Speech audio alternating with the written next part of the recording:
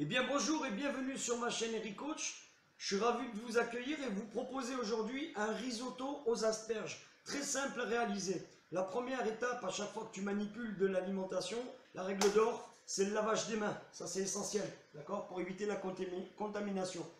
Ensuite, donc, viens avec moi, je vais te montrer, j'ai déjà commencé les préparations. Des asperges blanches et vertes que je prépare à la vapeur dans à peu près 350-400 ml d'eau. Pourquoi cette précision dans l'eau? Parce que c'est ce qui va me permettre de cuire mon riz.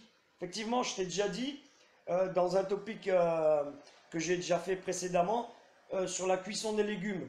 Je l'avais fait sur les asperges, sur les artichauts. Là, les asperges, c'est la même chose. En fait, tu vas conserver l'eau de cuisson qui va se charger en minéraux et en goût aussi pour cuire ton risotto.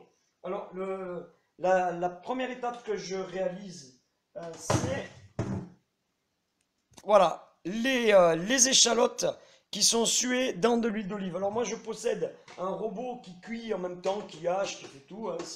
C'est mon petit droïde à moi, il m'aide, c'est mon aide culinaire et je m'en sers beaucoup. Donc là, l'échalote, l'huile d'olive, euh, les queues d'asperges que j'ai coupées en espèces de petits mirepoix qui va apporter un peu de mâche dans mon risotto, ça va être agréable et du goût bien évidemment.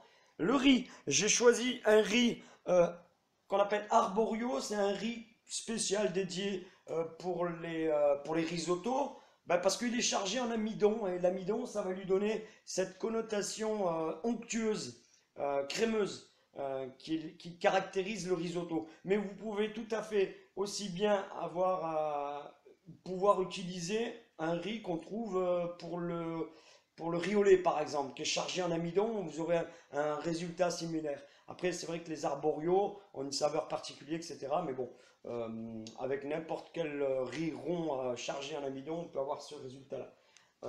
Voilà, donc moi j'ai accéléré un peu le travail. L'eau de cuisson, j'y rajoute un cube de volaille dégraissée, ce qui m'évitera de saler trop mon riz, parce que dans le cube, il y a déjà du sodium. Donc ça donne ça, d'accord, ce bouillon-là. Alors il est mesuré en fonction de mon poids de riz. Mon poids de riz, j'ai à peu près 180 grammes. Enfin, c'est pas à peu près, c'est mesuré. 180 grammes, 60 grammes par personne environ. Hein, ça va tripler avec le volume d'eau. J'ai à peu près 400, je t'avais dit 350-400 millilitres. Il va me rester à peu près, ouais, j'ai mis 400, mais il va me rester 350 avec l'évaporation un petit peu. Et ça va me permettre voilà, de cuire. On le fait en 3 étapes. Donc là, je vais mettre mon riz, d'accord, que je vais faire suer à nouveau ici. Voilà, je mets mon riz tout doucement. Hop, je le mets à suer 2-3 minutes.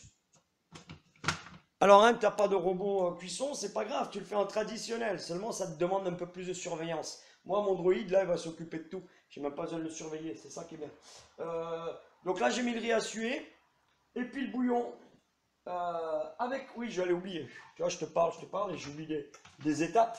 Je vais rajouter en même temps que le riz, j'oublie pas, mes petits essuies ensemble. Là, pendant ouais, 2-3 minutes. Ensuite, eh ben, je vais y rajouter mon bouillon en 3 étapes. En 3 fois, en fait. Le riz absorbe le bouillon. Voilà, première étape. Dès qu'il est absorbé, on rajoute la deuxième étape. Et ainsi de suite jusqu'à la troisième et dernière. Et au bout à peu près de 20 minutes, ton riz, il est cuit. Après, bon, moi, je le laisse tel quel.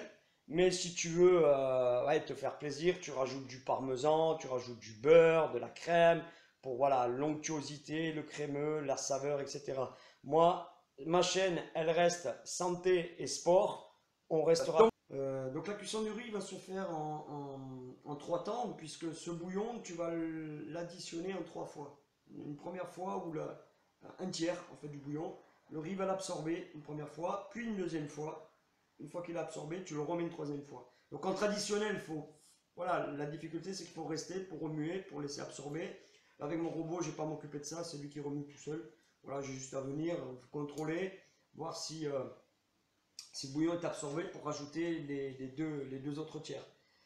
Les asperges qui te restent dans la cuisson, les pointes d'asperges, tu peux en utiliser bien sûr en déco là, sur ton risotto, mais tu ne vas pas tout utiliser. Donc le lendemain, tu te fais une entrée sympa avec ça, que tu peux servir avec une vinaigrette légère ou alors une sauce à base de fromage blanc, citron, aneth, ciboulette, sel, poivre et une pointe de moutarde. Très agréable et ça passe très bien.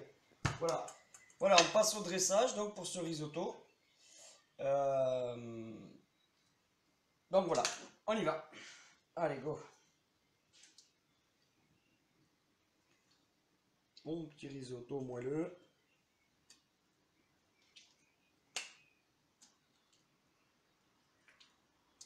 Voilà. Bonne ration, hein. Je vous avais dit pour 3 personnes, il en reste pour une 3e personne. Voilà, parfait. Alors moi j'y rajoute un petit peu de fromage de brebis, juste comme ça, à la place du parmesan. Pour le sportif, c'est un peu mieux, on va dire. Ça va saler aussi également. J'y rajoute un petit peu d'origan frais que j'ai haché. Voilà. Petit origan frais. Ensuite, je vais mettre mon rappel d'asperges blanches et vertes. Voilà. Le petit origan frais ici pour la petite touche déco. Sympa. Et voilà. Et là, je vous souhaite une bonne dégustation. N'hésitez pas à liker, comme d'habitude, abonnez-vous à ma chaîne et vous aurez les dernières vidéos en ligne. Voilà, ciao ciao, à bientôt.